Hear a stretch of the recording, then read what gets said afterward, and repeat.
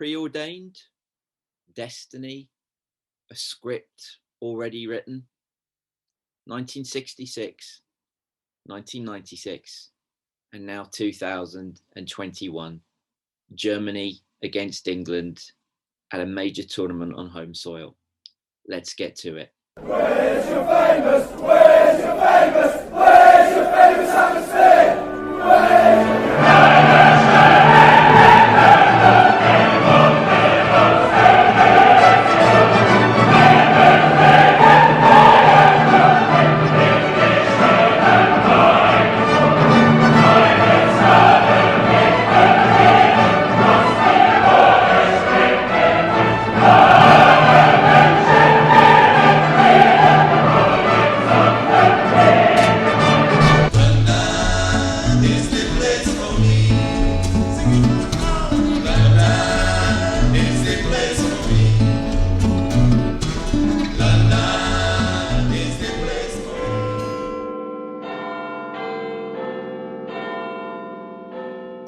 Well, it had to be, didn't it? I mean, all this, what a dramatic night of football. France versus Portugal and Germany versus Hungary. Hungary almost doing it, almost had France scored again. Of course, it would have been England versus Hungary. We dared to dream for a while, but, you know, you just get that feeling of inevitability about it as well, and the fact that it's a home tournament. My energy is zapped from this evening, so I'm going to bring in some help. I can't think of anybody better, really, and to calm my nerves and give their take on all of it. Probably a more less emotional and more considered take. It's Carlos, so let's bring him in, shall we? Hi, Carlos. We got you. We'll get more than his name, don't worry. Standing by for Carlos.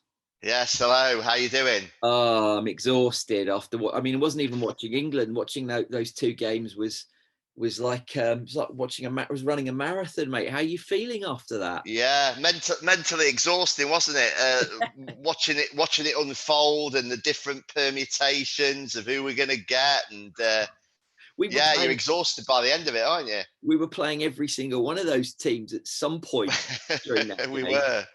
I mean, oh my goodness me! But you know, what is it? Gary Lineker said, two teams go out, and in the end, the Germans win. Well, it feels like four teams went out, and in the end, England will play Germany at Wembley in a major tournament. Has to be, right? Yeah, it was. I suppose it was always kind of set up for that. Like you say, we changed our various opponents, didn't we, several times throughout the course of the evening. Certainly some cracking football tonight, which was great to watch. That's what it's all about, isn't it? And fantastic. You know, I'm reasonably pleased with the outcome, if I'm honest. Are you though? Really? Yeah, I am. I mean, obviously we've sat and thought about all of the various possibilities, haven't we? I mean, certainly, no disrespect to Hungary, who have played extremely well this tournament, but I think when we look like we might be getting them, I think we were quite pleased just because of their ranking. Yeah. For nothing else. That they still would have been a very tough game, but you're getting to the stage now where you're thinking, look, who suits us best, who's most beatable. Yeah, and you think from what you were saying to me before, you think that Germany actually would have been your preference out of the three heavy hitters there? If I'd had to choose, I'd have gone for Germany from the beginning. Yeah. Why would that be? The way that I look at it is not particularly what they've done against other sides in terms of their performance or results. I just look at whose style of football suits us best and who is most beatable, and I think it's them. My worry is let me first of all say I think we probably are sort of pound for pound, man for man, a better team than them. I think if you took those teams and say made, let's say, two club teams without the burden of the international shirt on those two teams, I would probably expect England's team to come out more often than not. I mean, obviously you've got the Havertzes, you've got the the Gundwans, the Cruises, that they're great annoyers, but you feel with the team England would put out with so many Champions League winners, finalists, you'd fancy that club, so quote unquote, to win. But the burden of the shirt lies heavy, Carlos. We've been here before. We outplayed them in 1990. We outplayed them in 1996. You were, I believe, at both those games. You were certainly at 1990. I was at the 91, yeah. And yet the Germans still went through to the final in both cases. There still seems to be a psychological fear when it comes to the Germans. They just seem to be this sort of this monster that we can't overcome. Why would it be different this time? Other than the fact that, yes, perhaps they're weaker and they're a team that suit us, but they just seem to have that over us. Why? How do we get past it? Yeah, I mean, you're right, Lee. I mean, without doubt, they're our nemesis, aren't they? Yes.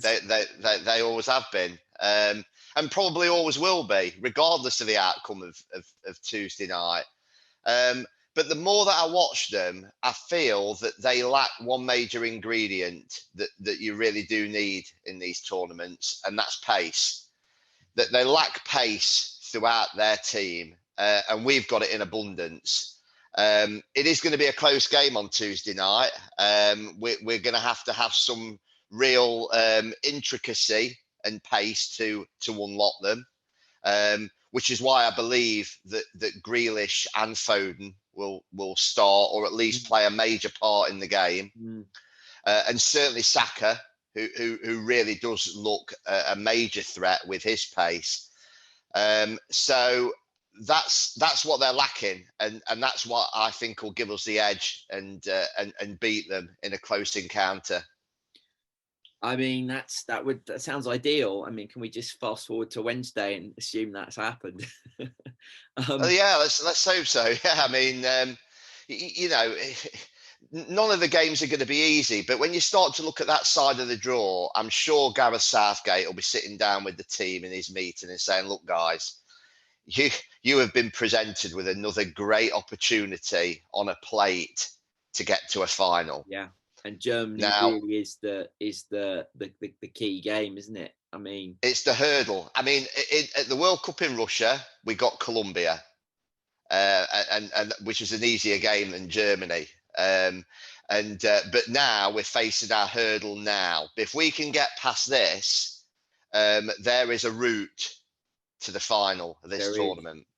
And the quarterfinal would be no worse than Sweden or Ukraine, the only away game we would play in the tournament. So, I mean, what you just said, multiply it, right? I mean, it's just I mean, Southgate will be saying that to them, won't he? It is. Of course he will. Of course he will. He needs nothing more to motivate them than show them the chart of the two sides of the draw.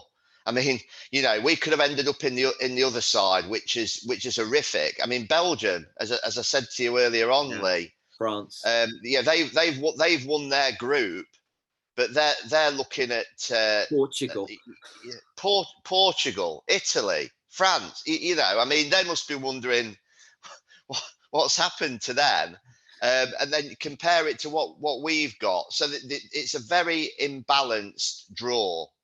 There's a very strong side. It's an incredible draw, really, isn't it? I think Spain, Italy, France, Belgium, Portugal.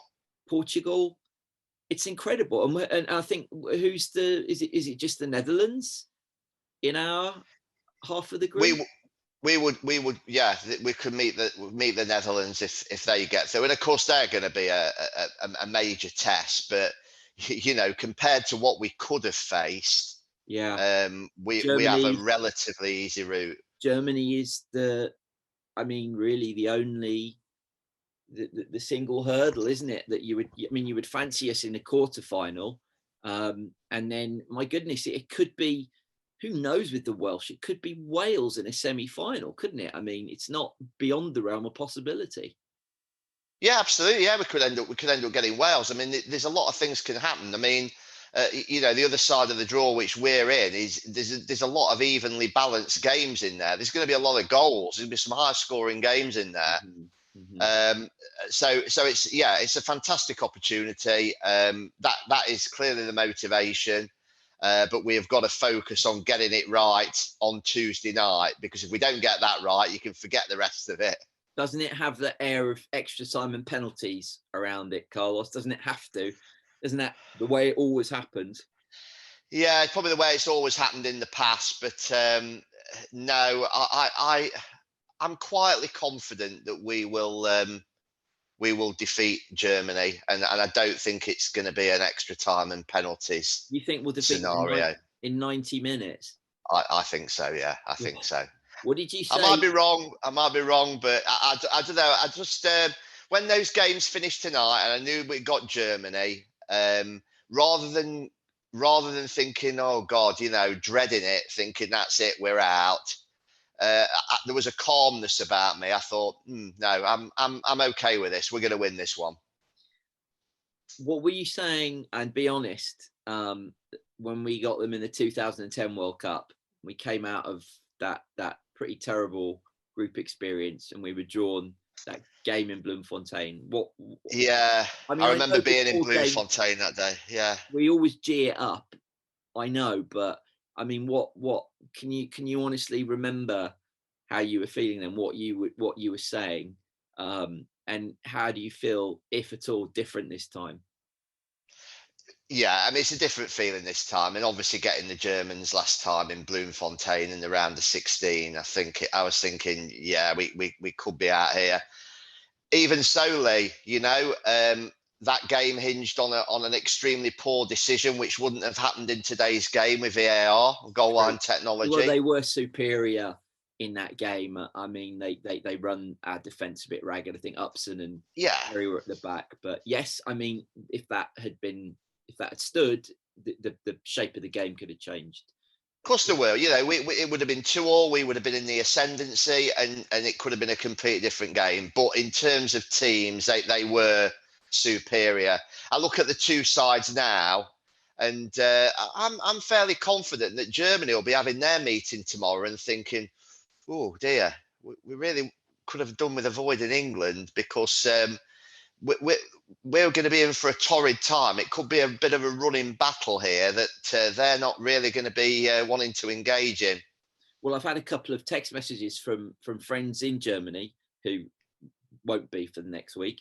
They'll be regular comments. And the first one simply said, he said, we'll see you in the next round. You will easily finish us. Germany is rubbish and just a disappointment. And apparently their media, I mean, of course, their media is going to be right on their back tonight for that game. I mean, if we were unconvincing against Scotland and the Czech Republic, I think Germany will be slated for, playing in Munich against, a very, very low ranking Hungary team. I expect their media will give them a far bigger slating than we had after Scotland. Well, I mean, the Hungarians, I've really enjoyed watching them this tournament, because they've put up spirited performances, and perhaps what they've lacked in a bit of quality at the highest level, they've made up for in commitment, passion, intensity in games. I mean, look at the goals they scored against Germany tonight. Persistence in the area, headed goals. They punished Germany at times, and Germany came off that pitch breathing a sigh of relief, because they were 10 minutes from going out. So when I look at that, I think, with perhaps our little bit of extra quality, and the intensity and pace of the game that we can play at, I don't think they're going to fancy that encounter with us one bit. No, I mean, that would seem to be the case. And I think, probably the sort of buzz around there is that this will be our farewell, which would of course be Jogi Löw's final game in charge of Germany. I just worry that because it would be Jogi Löw's final game in Germany, it won't be Jogi Löw's final game in charge of Germany, because he won't want to go out, having been knocked out by England. And I just think, they'll be the underdogs at this game, which I really wish they weren't. I really wish England were the underdogs. And it's all going to start tomorrow in the media, the thumping and the proclamations and all that. And I just think that puts more pressure on us, on England, to win on Tuesday night. And so I do fear that the same thing will happen with these huge games, that England will falter under that pressure. I mean, I really hope I'm wrong, but I haven't seen enough from England either.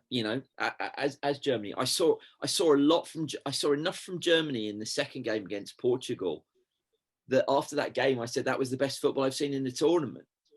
So that worries me greatly, because they could bring that game to England. I mean, this was a game tonight they were expected to win easily, and I think that was partly why it didn't happen for them tonight. Portugal, they haven't had three consistent performances, have they? They played France, and I know it was only 2-0, but it was a fairly convincing win, wasn't it? Mm-hmm. Then they played very well against Portugal, and won that. And then tonight, they've really struggled. So it's very un-Germany-like, Mm-hmm. that they tend to deliver a 7, 8 out of 10 performance every game, and they've not been doing that. Mm-hmm. And it's like you just said there, Lee, you kind of don't know what Germany's going to turn up, do you? Well, I mean, as much as the motivation, you talk about motivation for Southgate and the boy. I mean, what about their motivation? England at Wembley, underdogs. What more do they need than that to get them fired up? No, I mean they'll be looking at the draw as well and thinking they've got a path to the final. But I think it will have shocked them a little bit tonight, coming that close to the brink. I mean, normally in tournaments, Germany always qualify fairly comfortably, don't they? Yeah, they don't scrape through. No, they always get through fairly, with a bit to spare, don't they? Yeah. Whereas tonight they're on the brink, and knowing their culture as I do, there will be a lot of soul searching and analysis as to why that happened. Yes, and to your point before, it's not like the Germany we played in 2010, who just swept everything aside in their group, didn't they? And sort of marched to the top of that group. So this is a very different. It is a more self-doubting Germany. I'm certain of that. I mean, just a quick word about that group again. I mean, Portugal. I mean, I'm not a fan of Portugal, as you know. I just think that they're a very negative team. I think that again, it's a terrible group, very difficult group. But, they've kind of fluked their way out of it yet again on 4 sort of unconvincing points, and would have been out at another tournament, of course. And it's this format that suits them. It's this format that allowed them to somehow win it. 5 years ago. I mean, they were on the verge of going out, and did it. And I just think, that it's such a negative team with the best, arguably the best player in the world is unfortunate. But how would you have? I mean, would you have rather played them? No, not at all. I mean, what you've just said there, Lee, they've reinvented themselves, haven't they?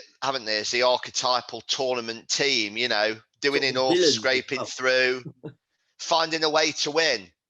They find a way to win or hang on in there in games, and it's not a fluke. It's an attitude of mind. It's psychology, and they get through. And as a result of that, that breeds mental toughness. Mm-hmm. I really wouldn't have fancied playing them. I think they would have found a way to beat us. I think our defence would have been quite psychologically phased by playing against Cristiano Ronaldo, who, to be fair, he's still a great player, but he's not what he was. No. You saw a couple of times tonight where the ball ran away from him, or his sharpness wasn't quite there. No. but Kante had it'd him still pretty be a well. threat. Yeah, Sorry? absolutely. Kante had him quite well in his pocket for a lot of the game. Yeah. You know, Yeah, if you've got the right players, you can largely position him out of the game for spells. I mean, like in the past, his influence on games was a lot greater. He'd be involved a lot more. If you look tonight, he phased in and out a lot. But I still think we would have got phased by him, yeah. which is why I don't want them. I'm glad we've not got them. Really interesting. Yeah, I mean, I certainly, going out to Portugal is one of the most brutal.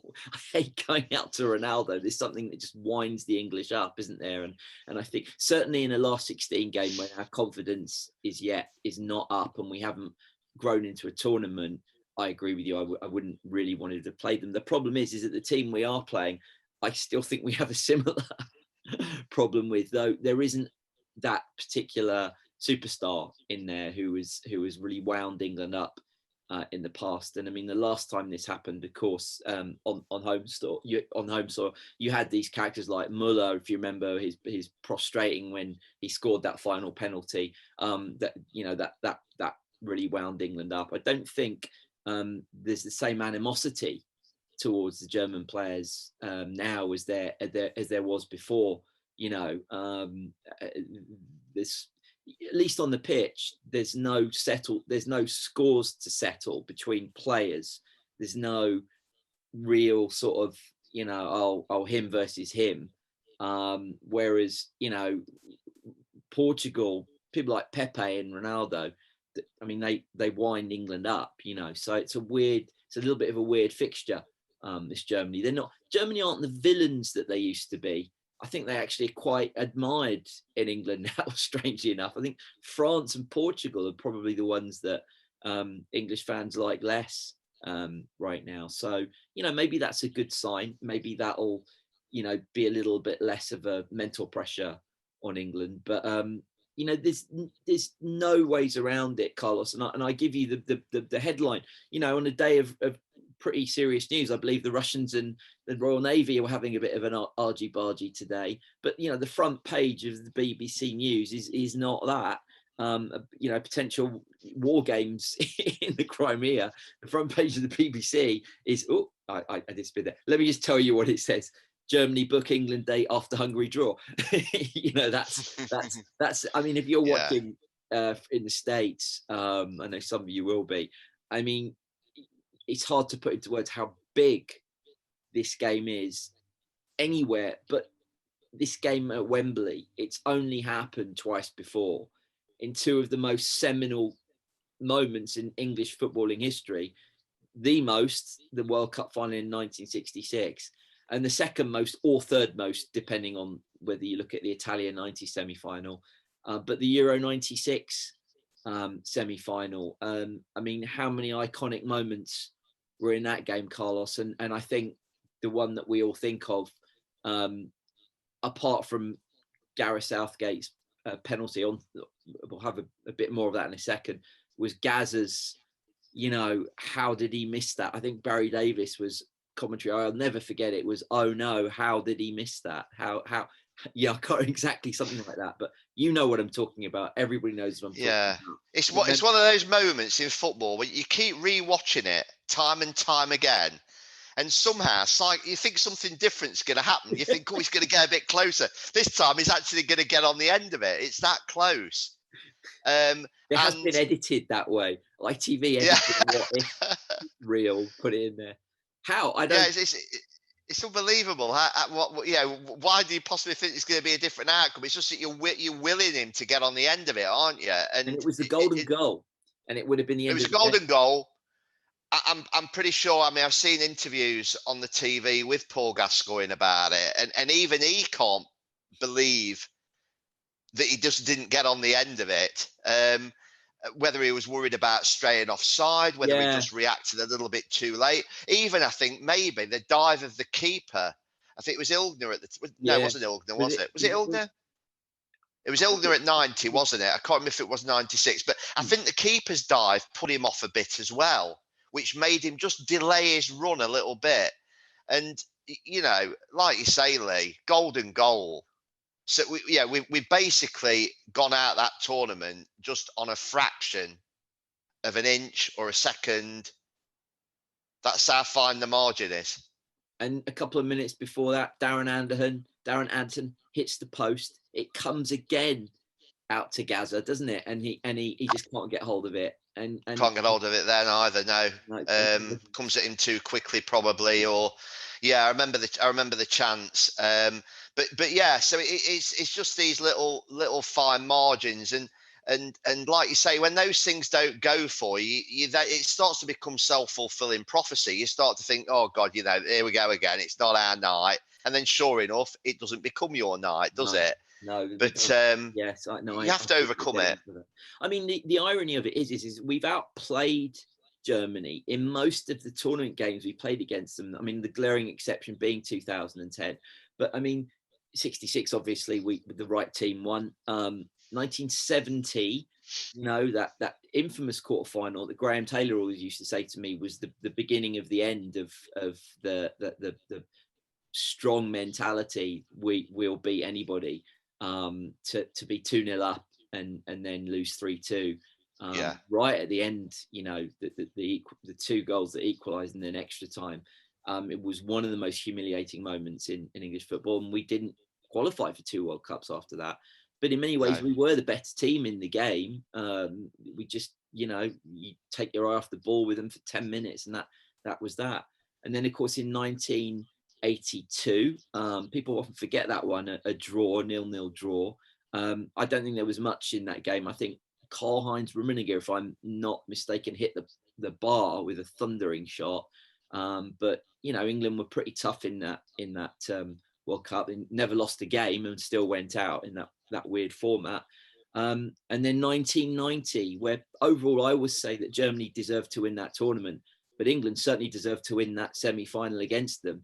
So, on the balance, maybe the winning the World Cup was right. But I mean, that game is again so etched into our memories, isn't it? It's iconic and it's fabled, and you were there. I went. I mean, I think as well, when you look back through tournaments and you look at results in games, if you actually mark down alongside them, which was the better side, the better side doesn't always win. I'm not even convinced whether the better side wins 50% of the time. I don't know what the percentage is, but I know for a fact that there's a relatively large percentage where the better side doesn't win. Portugal, 5 years ago. So why is that? How is that happening? It's happening because there is more to it than just the performance. And it's about the psychology. It's about mental toughness. It's about finding the ways to win. It's about overcoming adversity. It's like some sides are never beaten. Leicester are a good example in the Premier League. They never lie down. They always seem to get out of games at the end with a goal or get something out of it. It's no fluke. Well, it's because they're tough, they're strong. But this brings me to my point, which is that we've got the absolute, leading exponents of that over the years. I mean, what team in the world has been better than Germany for that? Germany and Italy maybe, but they just don't know when they're beaten, the Germans. I mean, no matter how poor their players might be, or good or bad their players might be, they just will not. They just do not know when they're beaten. So, they have bad tournaments. Let's not make mistake and say, oh, they're invincible. I mean, they went out of the World Cup in the first round, absolutely. But given the sort of knockout situation, when it's the pressure is just unimaginable on these players, they just seem to be able to take it, absorb it, and they're masters at it over the years. I mean, it's ingrained in the mentality. There's no doubt about that. I'm not sure whether they're the leading exponents of it anymore. I think probably Portugal, Italy, France have got the edge in that department now, and I'm not sure they've got the air of invincibility anymore. I mean, I think Joachim Löw had quite a tough job with them. He did what Germany like to do, you know, every few years, a reinvention, a rebuilding, bringing the young players through. And I think he tried it this time, didn't he? And it didn't really work. And he had to end up going back to the old guard a little bit more, didn't he? And involving players who wouldn't normally have stuck around so long. So I'm not convinced they're the power that they once were. No, which it takes to your point about pace, bringing people like Muller back. Cruz still excellent, but probably not quite at the level he was at when they won the World Cup. That astonishing, you know, performance in Brazil, which was truly incredible. But yes, no, I mean they did have it, but they do. On the other hand, they do have that little bit more experience with those players than we do. I mean, if you think about it, we've got the Hendersons, the Trippiers, the Kanes, but you know, other than that, we're not going to have the likes of Muller, the Mullers and the Cruzes and the Neuers of this world who will have that mental strength. So we're going to be relying on what you're talking about, which is ability, you know, and you know, I just think that we will probably have to be quite convincing if we're going to do it, and we probably will need something like a 2-0 lead. I think at 1-0 you're just it's almost just like at 1-0 you're just asking for them to get back into it, and they would just find a way to get back into it. I think England need to come off flying. I think England need to put in a supreme performance, to be honest with you, no matter how poor we think they are, no matter how, you know, unmatched, you know, we think they might be to England's pace. You know, quoting you again, at this level, at the highest level, knockout stages against a country which just knows, which has just passed muster of it, albeit not so much now. I grant you, and I agree with you, that Portugal, France are the Germans of today in a way. You know, that they've taken over the Italian and the German mantle, which I never thought about. And the Germany team of the decade is very much comparable to the France team of the 80s and then later the 90s. You know, a flair, you know, passing, moving team, inventive, not conservative at all, which is what I've loved about German football in the last few years. But you know, they still will draw upon their ancestors, however you want to put it. You know, the expectancy. But I mean, it's a fascinating matchup. It's in many ways you could call it another derby game. It's such a massive game. Like the whole world will probably have their eyes on it. It's late, but it's here. Euro 2020 and 2021, and Gadsby's England is still the place to come for all your England news throughout the tournament. Follow the drama, the ups and the downs. You know there's going to be plenty of them. Euro 2020 on Gadsby's England. Just briefly though, I mean, talk about England's performance last night. You were there. I sadly wasn't. You know, there were flashes of good moments. Grealish and Saka seemed to be good, but I just don't know how much you can take from that game because the Czechs didn't want to win it. I think they were quite happy to avoid what we are now not avoiding in Germany. Yeah, I mean, Czech Republic, they didn't show an awful lot of ambition, did they, once they went behind? I mean, you never really felt that they were going to throw the kitchen sink at us and try and get back in the game. I think you said at the time, when you mentioned about their attitude, that they probably seemed quite happy to finish second in the group. Didn't bother in the second half. They just wanted to get off. No, we had flashes. I mean, like I say, you know, Saka, very exciting to watch. Pace, energy, commitment, worked extremely hard as well. He really put a shift in. You know, it was relentless, really, and it was good to watch. Good to watch his performance. Really enjoyed that. Same with Jack Grealish.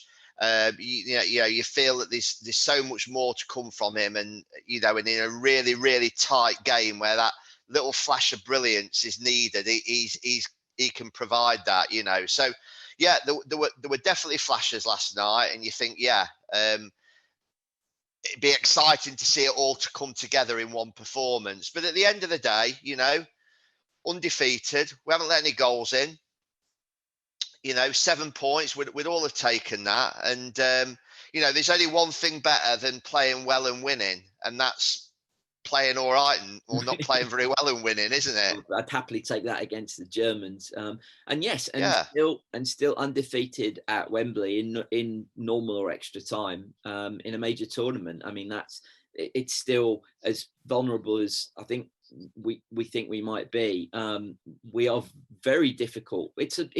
I think, you know, no team would want to face England at Wembley. France, Germany, Italy. I think that's a fair comment, you know, to say that.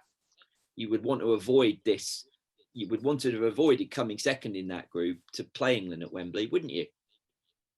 Yeah, I mean, you know, the amount of games that have been at Wembley, I mean, you know, it's almost akin to facing the tournament hosts on their own home patch, isn't it? You know, and with the best will in the world, however badly or however well or however average England are playing, England don't lose very often at Wembley. Mm-hmm. They really don't. They really don't. And you know, it's you're hard pressed to find a game. I think the last time was Denmark, but it was a weird game because, you know, Maguire was sent off, and you know, they got a penalty, and so you almost like brush that one to one side. But yeah, so you know, it's interesting that both Germany and England will have to do something that neither of them have done really, which, well, Germany have of course knocked us out on penalties. If it doesn't go to penalties, it's just you know, pull away the penalty scenario right now.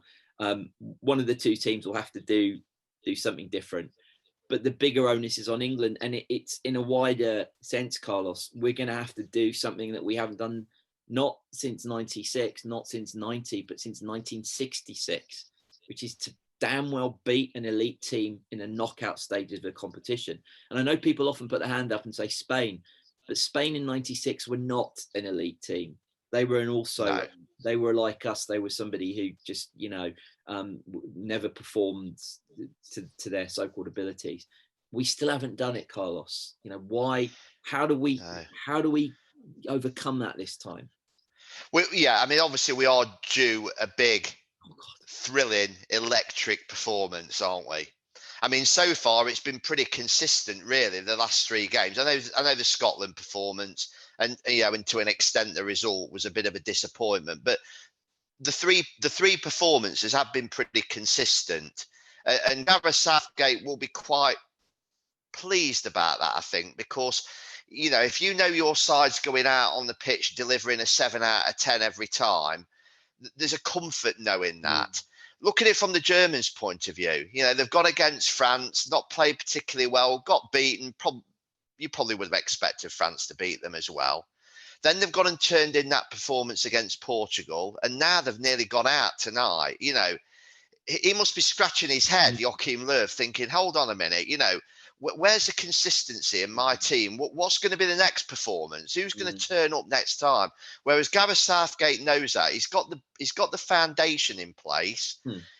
What's really important on Tuesday night is that the bit of stardust that we sprinkle on that foundation is absolutely right. That he gets that right balance of players in the forward areas, where we've got to provide more of a threat from various positions. For example, in the Scotland game, he took Phil Foden off, which I think was the wrong decision, replaced him with Jack Grealish. He got 2 men on him immediately.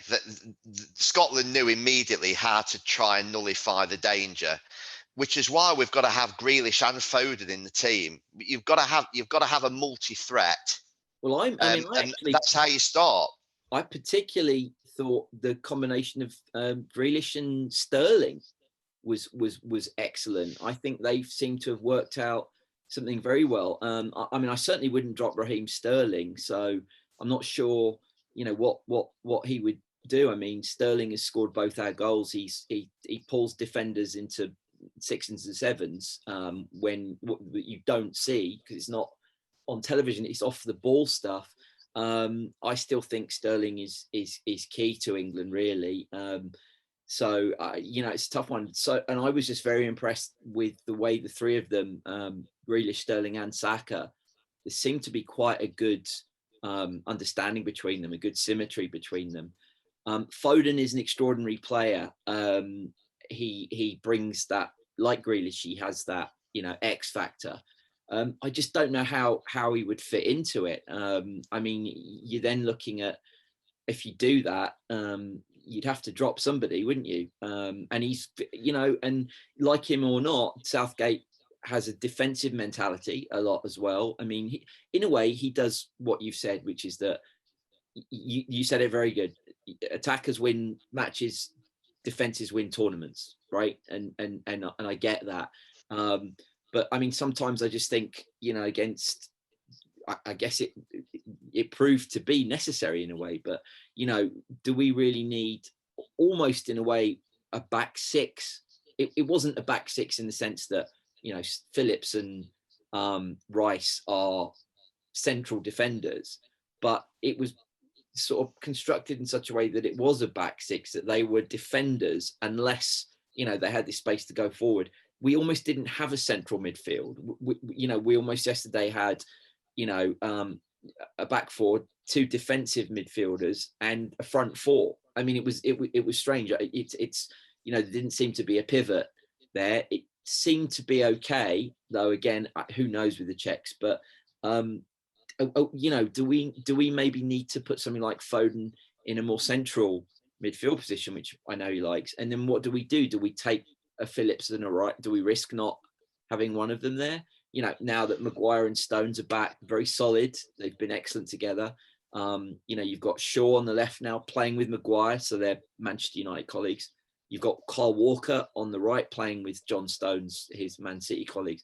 So, I mean, what do you do there? I mean, you have to take one of these players out. I mean, we'll be talking more about this in the coming days, but I mean, what do you do in that situation? Controversially, and again, this is really just my opinion based on what I see. This is not the game for Harry Kane. No, I mean, that's afraid. What I was wondering whether you might say that. Germany know our threat, and our threat is pace in behind. So they're going to defend very, very deep. With Kane or any other orthodox centre forward on the pitch, they've got a focal point. They've got somebody to focus on, somebody to man mark. If ever there was a game for the false nine and Foden in it to drag those central defenders out and create the room for Grealish and Saka, etc., and Sterling, this was the game. This is primed and ready for that scenario. A pacey front four that would run a defense like theirs, which is a little bit waning, ragged. Fluid movement, interchange, and Foden in that false nine role, asking questions of their central defenders to draw them out, to create that room.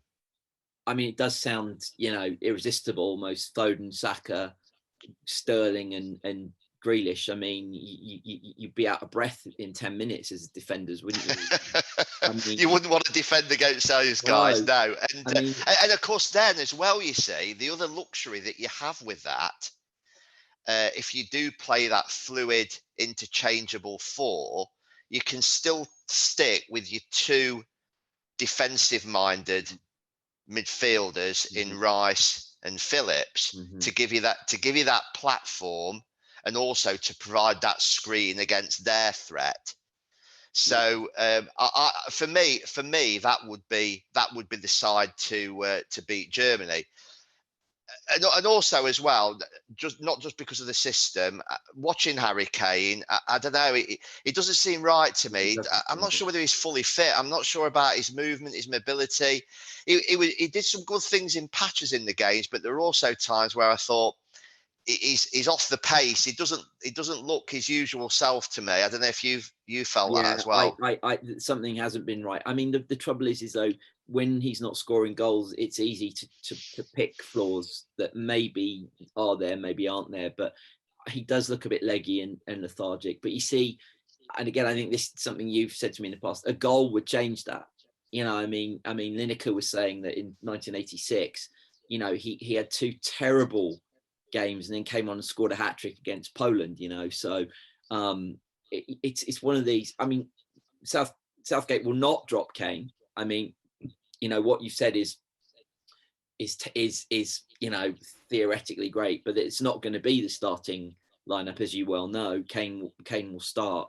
I suppose paradoxically, you could say, well, this is the game where Kane will come alive. What more, does it need? And it's possible as well that could happen. I mean, if they get it right, then they could still trouble the Germans, and Kane could be that a target man. The Germans just still cannot cope with England's pace, and it gives Kane that room and that space to then come in and score. It concerns me, and it seems to be a bit of a chain around England's neck at the moment. And the media's on his back and saying that, without Harry Kane scoring and being at the top of his game, England have no chance. Well, that isn't true, is it? I mean, if no. England do have a chance without Harry Kane, we have these players, but it seems to be discouraging, and it seems to be, I think, what's the word I'm looking for? It's not helpful. It's counterproductive to sort of put that on him when we know we have this squad of players who are incredibly creative. We haven't seen it yet, which is what worries me. I mean, 2 goals, is not enough. But I mean, we'll see with Kane. I mean, if there ever was a game for him to come alive, then this would be it. But I think you do make some good points. Why have we only scored 2 goals, Carlos? Well, first of all, the opposition. The opposition haven't made it easy for us. We've not been engaged in majorly open games. We've been engaged against 3 teams who have been organised, that have kept the game tight because it's to their benefit to stay in it as long as possible. They've all defended relatively deeply and competed very, very well. And didn't need to win against us either. Theoretically, there was no. They would have liked to have beaten us, but they didn't need to win against us, did they? Didn't need to win against us, and didn't engage in an open running battle against us. And it's a bit of a paradox, isn't it? That sometimes maybe the better and more expansive teams you play against, you stand a better chance because they're actually going to come out and engage in a more open technical contest with you, which we've not had so far. And then you look at the goals that we've scored. They both come from Sterling making good runs, ghosting on the blind side into good positions and finishing. So maybe that's where your goals are going to come from. But there are more goals to be had, provided we get the right system and personnel on the pitch. And sometimes when you are playing with the same centre forward and the same threat all the time, you do become a bit one-dimensional, and also make it easy for the opposition because they're knowing what to expect. Yeah, that makes sense. I mean, Germany will, of course, be very different. They will attack. That's one thing they don't know how not to do. They do attack. That's in there. That's the new breed of German DNA. So in that sense, what you're saying is that would make attacking options for England might open up, because inevitably Germany will, by attacking, will leave gaps. So maybe that is the case. But they have to come from somewhere because we just have not been prolific. And to be fair, it's not just this tournament. I mean, the 2 lead-up games, it was 1 goal, 1-0 against Austria, 1-0 against Romania. All right, you can consign them to the sort of heap of history. There's nothing. They're not going to be remembered. But it is a slight worry for me. And I just, with this group of players who have been banging them in for fun all season, it does concern me a little bit. We're going to wrap up in a sec, Carlos, but just a quick thought about this whole Mason Mount, Ben Chilwell incident. I mean, well, first of all, it doesn't look like Mount will be picked simply because he'd be available, but he wouldn't have trained with the squad. But if he were available, would you put him in that starting 11? The thing is with Mount, he's excellent all round in both an attacking and a defensive lineup, which makes him a fairly certain starter in your team before you see how the game pans out. This is a guy who from a very, very young age, all the way through the England system, has been schooled properly in tournament football. And that's why you see the intelligence of his performances in the games. And again, it's a manager's dream because you're guaranteed the 8 out of 10. He's not a risk. So, yeah, in terms of starting 11, he's going to be on there. But the team that finishes against Germany will be very, very different depending on how the game pans out.